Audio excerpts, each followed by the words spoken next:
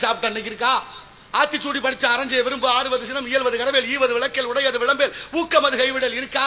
ஆடி குடத்தரை ஆடும் போதே இதை மூடி திறக்கின் முகம் காட்டும் ஓடு மண்டை பற்றிருப்பரவரனும் பாரில் பின்னாக்கும் உண்டா உச்சிடும் பாம்பு எல்லனவே ஓது என்று காலமேக புலவர் பாடிய இரட்டை மொழி பாடல்கள் இருந்தது. நான் படித்தேன், நீங்க படிச்சே இருக்கா?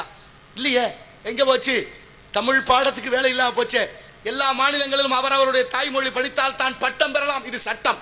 தமிழ்நாட்டில் தாய்மொழியே தேவையில்லை, பட்டம் பெறலாம். என்னையா நடக்குது இந்த நாட்டில்? நமக்கு என்னத்துக்கு பெரிய இடத்து பொல்லாப்பு? அரமணை கோழி முட்டை அம்மிக்கல்ல உடைக்கும். என்ன செய்ய? அதிகாரம் மிக வலிமையானது. என்ன போய் சொல்ல? வீட்டிலையாவது தமிழை வளர்ப்போம், தமிழ் பள்ளிக்கூடத்தை பேற்றுவோம். அரசாங்க பள்ளிக்கூடம் 207 மூடியாச்சு.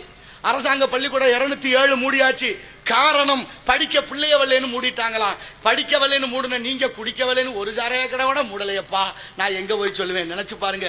சாராயத்தை குடிச்சு இளைய தலைமுறை எத்தனை தாய்மார்கள் தாலி எடுத்து கொண்டிருக்கிறார்கள். கண்ட இடத்துல அந்த போத்தலை போட்டு உடச்சு வச்சு 100 நாள் வேலைக்கு போன என் தாய்மார்கள் காலில் எத்தனை பேருக்கு பிங்கான் குத்தி இருக்கு. ஆடு மாடு நடக்க நீதி இல்லையே, ஏன் இதற்கு ஒரு தீர்வு இல்லை? உலக நாடுகள் எல்லாம் மதுபானம் இருக்கு, இல்லைன்னு சொல்லலை. ஆனா இந்த அநியாயம் எந்த நாட்டிலையும் இல்லை. அயல் நாடு போற நம்ம பிள்ளையெல்லாம் சிங்கப்பூர் போறாங்க, மலேசியா போறாங்க, எல்லா நாடுகளும் போறாங்க. அங்க இருக்க சட்டத்திட்டங்களுக்கு கட்டுப்பட்டு நடக்கிறாங்களே.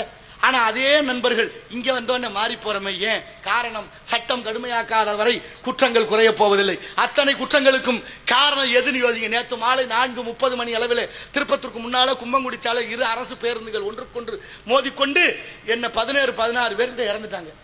இந்த ஆத்மாலாம் என்ன பாடுபட்டிருக்கும்? யாரை குறை சொல்றது? அவசரம் வேண்டாம் ஓட்டுநர்களே, தயவு செய்து உங்களை நம்பி பல குடும்பங்கள் உள்ளே அமர்ந்திருக்கிறார்கள். நாளைய தலைமுறையை வளர்ப்பதற்கு அவசரகதி வேண்டாம் என்பதை அன்போடு வேண்டுகிறேன். எத்தனை விஷயங்கள், எத்தனை இன்னல்கள், எத்தனை வகையில் அந்த உயிர் பிரியனோ பாருங்க. இது கூட